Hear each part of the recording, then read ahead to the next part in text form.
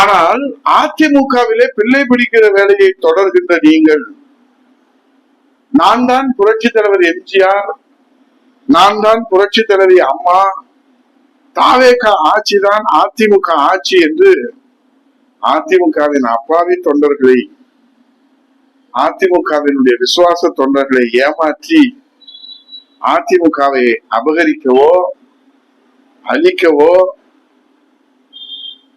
நீங்கள் முயற்சி எடுப்பது அதிமுகவின் கடைசி விசுவாச தொண்டன் ஒருவர் இருக்கும் வரை அது நடக்கவே நடக்காது.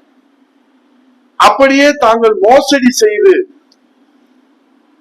இந்த சமூக வலைதளம் சோசியல் மீடியாவின் மூலமாக ஒரு அபாயகரமான மோசடி கட்டமைப்பை உருவாக்கி அதிமுகவை அழிக்கும் நிலை ஏற்பட்டால், மாண்புமிகு முதல்வர் விஜய் அவர்களே, ஒன்று விசுவாச தொண்டர்களான நாங்கள் உயிரோடு இருக்க மாட்டோம், இல்லை என்றால் 80வது சுதந்திர தினத்திலே சார்ஜ் கோட்டையிலே தேசிய கொடி ஏற்றுகிற நீங்கள் உயிரோடு இருப்பீர்களா என்று எங்களுக்கு தெரியாது.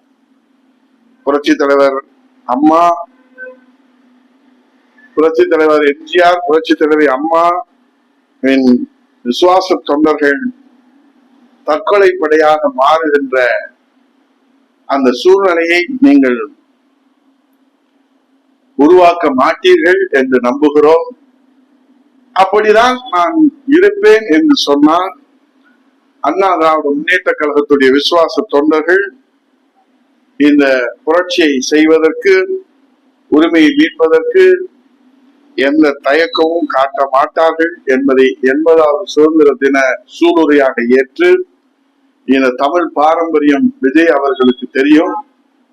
செத்த பிறகு கூட வீரத்தை விதைப்பதற்காக நெஞ்சை கிழித்து அவன் வீரத்தை உலகத்திற்கு எடுத்து சொல்வதற்காக அவன் மரணத்திற்கு பிறகு அவனை அந்த வீர தழும்பு ஏற்பட வேண்டும் என்பதுதான் தமிழர் பாரம்பரியம்.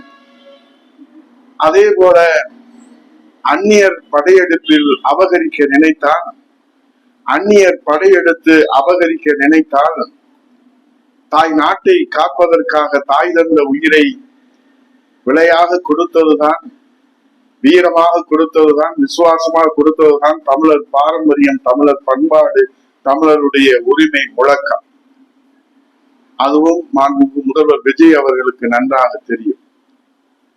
அப்படி அந்நியர் படையெடுப்பு அதிமுகவில் நுழையுமானால், அபகரிக்க நினைப்பாரானால், குடும்பத்திற்கு ஒருவர் வெற்றி திலகமிட்டு, வீர திலகமிட்டு தற்கொலை படையாக புறப்பட்டு புரட்சியை நிகழ்த்தி காட்டுவதற்கு புரட்சி தலைவர் எம்ஜிஆர், புரட்சி தலைவி அம்மா எங்களுக்கு ஆசி வழங்குவார்கள் என்பதை தவிர, இந்த சுதந்திர தின நல்வாழ்த்துக்களை இந்த தாய் திருநாட்டு மக்களுக்கு வணங்கி சமர்ப்பித்து, மாண்புமிகு முதல்வர் அவர்கள் முதன்முறையாக கோட்டையிலே கொத்தளத்திலே கொடியேற்றுகிறார்கள்.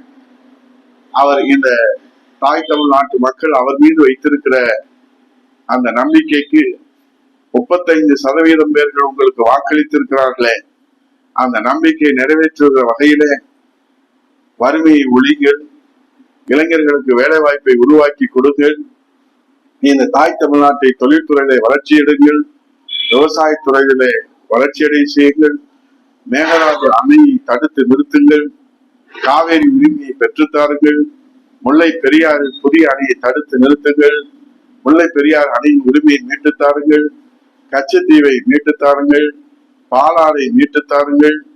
ஒரு அற்புதத்தை இந்த அன்னை தமிழகத்திலே நடத்தி காட்டுங்கள். அன்னை தமிழகம் உங்களை வணங்கும்.